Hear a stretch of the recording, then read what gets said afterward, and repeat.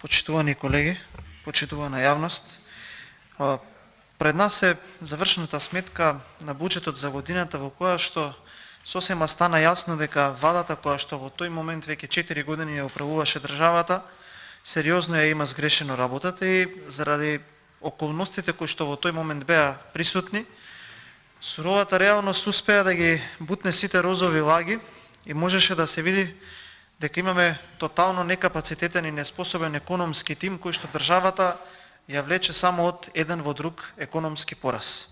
Пред нас имаме податоци изработени од респектабилната буџетска канцеларија која што навистина исклучиво работи не по одреден впечаток на нештата, туку по бројки кои што се соопштени од државните институции, а и тука со мене го имаме годишниот извештај за извршените ревизии за работата на Државниот завод за ревизија за 2021 година. Една институција која што исто така респектабилна и кој што главен ревизор е избран со консензус и од опозицијата и од власта, што дава особена тежина на сите извештаи кои што се произлезени од таа институција. Во последно време разговаравме за ревизорскиот извештај за институцијата Електрани на Македонија, затоа што ситуацијата е сериозно и таму отидена во пропаст. Ако би требало да кажам или да дадам впечаток, јас би го соопштил впечатокот кој што го има најголемото мнозинство на граѓани во оваа држава, а во која што Република Македонија сериозно потфрла во сите сфери на општественото работење. Ако видиме каков беше наративот 2015 и 16 година, а каков е наративот и какви се очекувањата на граѓаните сега, ние можеме да споредиме дека во Република Македонија во овој момент многу полошо се живее него што се живеело било кога.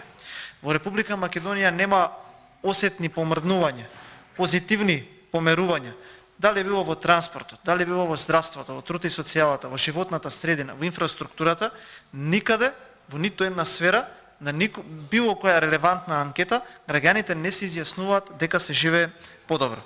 Еве да идеме со бројки за да не испаднеме дека зборуваме субјективно, дека браниме политички ставови, туку што кажуваат бројките.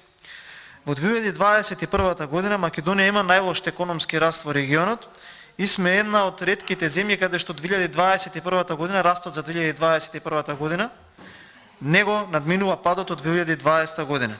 Ако можете еве да споредите, јас тука имам одредени показатели за Србија, Бугарија, Романија, Албанија, Косово, Словенија, Црна Гора, Босна, Херцеговина и Хрватска. Македонија е убедливо закована на дното. И тука ќе се соопшти оној аргумент дека тоа се земји кои што имаат туризам и тоа можам да го прифатам, но има многу земји кои што немаат туризам, а сепак ние имаме многу помал раст од нив. Зошто е тоа така? Затоа што ние континуирано ги промашуваме економските мерки и економските политики што ги превземаме како влада. И тоа без разлика кој е политичкиот чинител кој што управува владата во тој момент, на долг рок не дава никаков приход кон ситуацијата во државата. Ниту создаваме додадена вредност, ниту сме почнале нешто да градиме, ниту па можеме сега вака да се сетиме на некој голем проект кој што изминатите 7 години започнал во држава, затоа што таков не постои. Дали ние можеме да спориме? Вие нормално дека ќе мислите или зборувате, или сте уверени дека во тие 11 години на ВМРО ДПМН било поинаку, дека сега е подобро, но ситуацијата на теренот не го кажува тоа. Кажува дека има општа неспособност за реализирање на државниот буџет. И тоа ќе го видиме по бројките. 2021 година имаше 4 пакети на мерки, кои што владата велеше дека ќе дадат резултати, дека ќе ја подобрат економијата, токму во овој извештај тоа не го пишува. Го пишува дека имаме мерки кои што се нетаргетирани и дека голем дел од средствата кои што се планирани и истрошени за тие мерки завршиле таму каде што не треба, односно се злоупотребени за намени кои што не биле ни одблиску за намените на кои што биле дизајнирани тие 4 антикризни мерки на владата. Понатаму тоа беше година во која што се обидовте да воведете еколошки данок од 4,13 динари на секој литар гориво кој што ќе го трошат граѓаните и стопанството. Тоа беше таа година и тука треба да ги потсетиме граѓаните дека доколку тоа поминеше, овој пат по литар гориво кој што го плаќате од 90 до 100 динари и највисоките давачки по литар гориво кон државата што ги плаќате, ќе плаќавте 4,13 динари.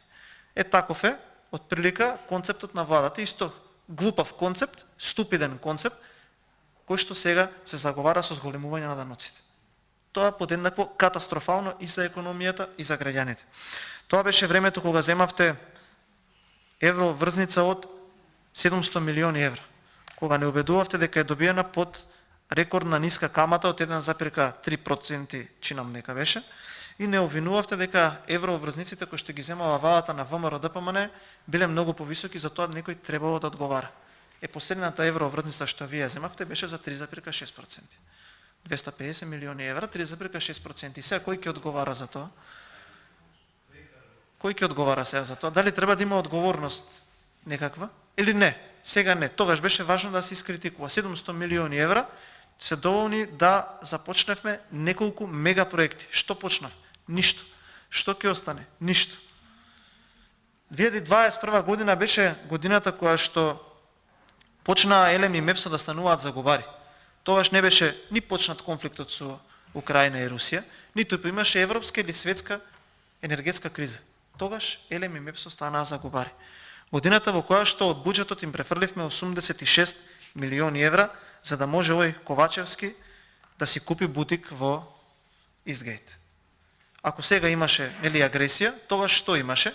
Немаше ништо, но сепак неспособноста на раководството или на економскиот и енергетскиот тим на владата допринесе до тоа да во Елем и Мепсо, како компании кои што се беа најликвидни, најсилни, да станат загубари. Во вториот квартал од 2021 година јавниот долг достигна ниво од 63,1%, односно 7,4 милијарди евра. За подсетување, вие кога дојдовте на власт, јавниот долг беше 4,7 милијарди евра, односно 46, точно да бидам екзактен, 1% од бруто домашниот производ. Тука ќе го потсетам народот на вашето паѓање у несвес, на трескањето од земја дека ќе дошло грчкото сценарио, на криминалците од ВМРО и слично, но еве, во овој момент имаме дупол поголем јавен долг, а немаме ниту една шајка закована. Немаме ниту еден проект кој што ќе остане, или еве да го употребам пластично, вашиот најомилен проект Скопје 2014, која што успеа, без разлика какво е вашето мислење за тој проект, Скопје да го направи број еден туристичка дестинација пред Охрид во државата. И еве да речеме дека не било добро, 5 или 6 години подоцна, дупло поголем јавен долг, ниту една шајка не е закована. Кога ќе се заминете од власт, ќе оставите над 8 милијарди евра долг, а народот нема да се сети на ништо што сте го направили. Ќе се сети само на една работа, а тоа е недовршениот автопат Кичево-Охрид. А 8 милијарди евра долг. А нели бевме пред грчко сценарио? Сега пред какво сценарио сме? Сега сме пред сценарио на транзицијата во 90-те, кога се исплечка и се исприватизира се што можеше, луѓе беа избркани брутално како кучиња на улица од работа, а ништо друго не се направи. Тоа беше годината кога електричната енергија и цената на струјата порасна за над 32%.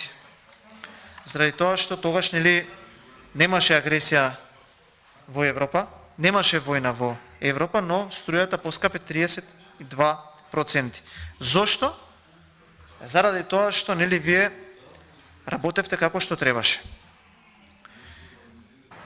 Таа година имаше изборно соочување, во кое што вашите, како што кажав, блескави економски политики или политиките во социјалата, во здравството, во животната средина беа декласирани на избори од граѓаните. На директно соочување со граѓаните, нешто што во ист интензитет, дури поубедливо би се случило и сега. И затоа, со политички флоскули, бегате од соочување со народот.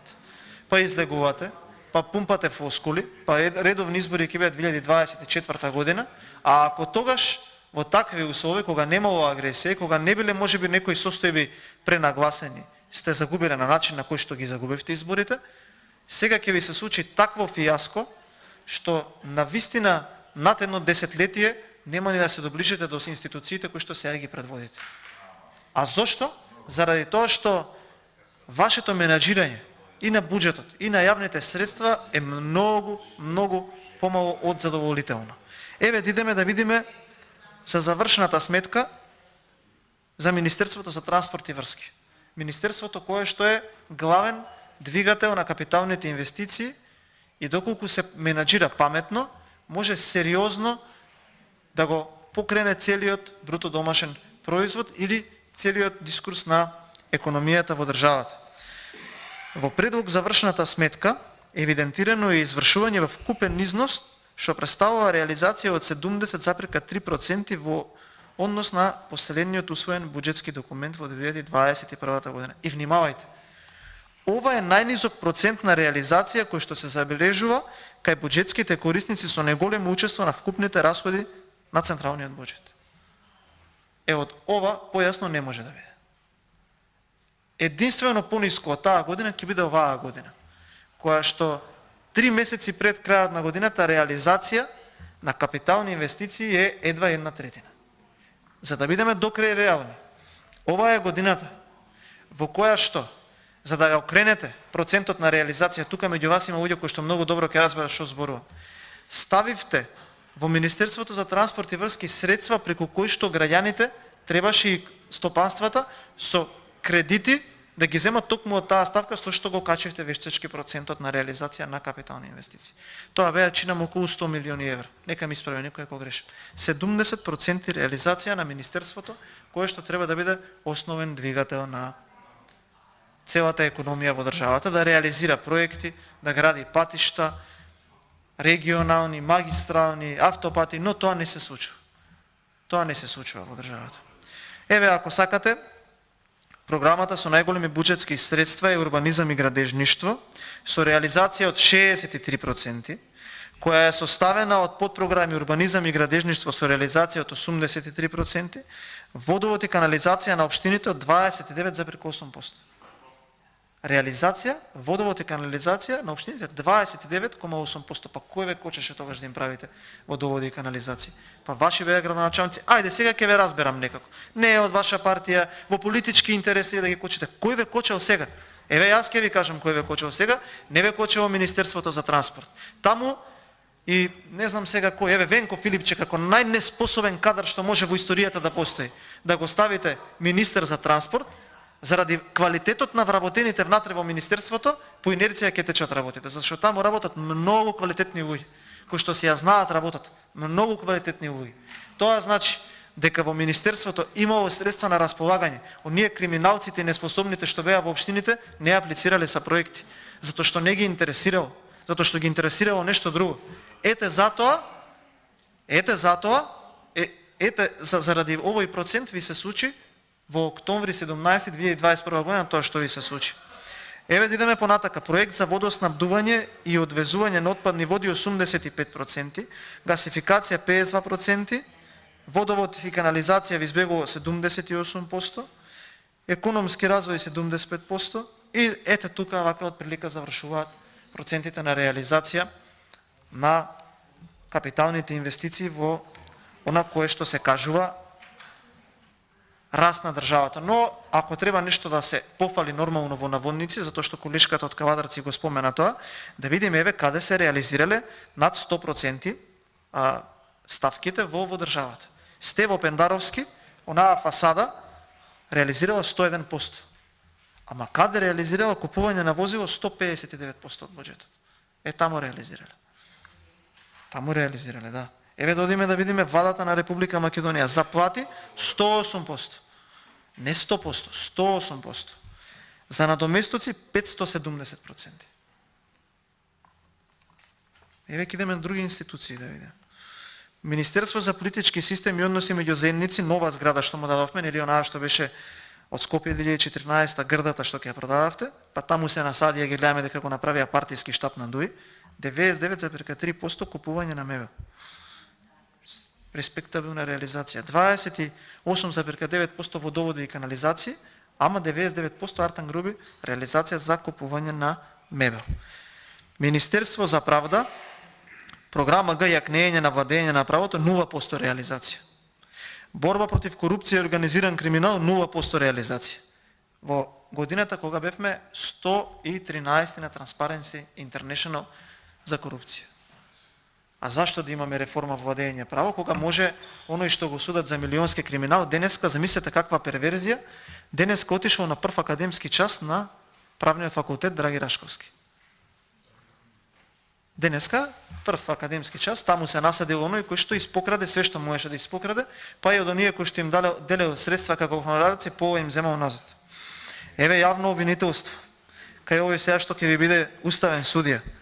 Материјали и ситен инвентар 140% реализација. Купување на возило Јовевски 100%. Министерство за надворешни работи. Купување на возило 104,3% реализација на буџетот. Еве имаме тука и други. Има. Не, еве например, како што ви споменав, водовод, ви го спомнав тоа, еве 49,4%. Ете, тоа е вака вашата завршна сметка и таква е вашето сиже на завршните сметки. И тогаш, како држава се потрошија над 4 милиарда евра, денеска ќе разговараме за истото, ете каде може о 100%, каде не може о 100%. Затоа што на ваков начин се однесуваме со народните пари, и вака ги конципираме и ги трошиме буџетите, затоа како држава имаме кризе во секоја можна област. И што е најстрашно, нема да заврши и само ќе продолжува. И секаде каде што ќе има криза, ние што ќе направиме наместо да изготвиме план, ќе прогласиме во собранието кризна состојба. И така ќе се вртиме во круг и нормално што е најважно на крајот од оние памфлети кои што се читаат, на редовните избори од 2024 ќе победел Ковачевски. Ковачевски ќе победил на изборите во 2024 година. 4 милиарди евра пари, шајка нема да се закова, на никој во држава жив нема да му текне на што се потрошени народните пари, луѓето веќе изгубија осет дека овој буџет кој што го полнат, утре треба да видат нешто конкретно. Па мајку му еден проект да видев од онаа програма на За живот. Еден проект да видев некој да искочеше тука да ми покаже слика дека нешто е направено. Па да речем, еве, не ми е криво, барем тоа и тоа е направено. Еден проект. Освен, еве, оние чевли што ги редевте пред владата, па од тој момент кога ги редевте тие чевли, до овој момент, државата имаат напуштено 800.000 луѓе. Тоа не е податок кој што го соопшти ВМРО ДПМН, како што вие лажевте дека за тие 11 години 600.000 граѓани имаат напуштено државата. 800.000 луѓе, работоспособен народ, па секакви ќе ни доаѓаат тука кај што сте ги присобрали и сте ги ставиле на функции, да не убедуваат дека природен процес бил да се затвараат по 6.000 компании годишно. Па каде го има тоа? И сега ќе се чудиме, денеска сме 3 октомври, за 12 дена почнува грејната сезона во Скопје, зошто нема газ? Дали ќе имало рестрикции на струја? Затоа што ако треба човек да најде заедничко множенство на сите ваши политики во изминатите 6 години, би било катастрофа и ништо повеќе од тоа. А јас би ви препорачал внимателно да си го прочитате годишниот извештај, таму се демаскираат сите оние лаги кои што сте ги соопштувале и ги соопштувате од секој можен аспект, дали би било во средби со граѓани, во креирање на политики или во секаква размена на комуникација со јавноста.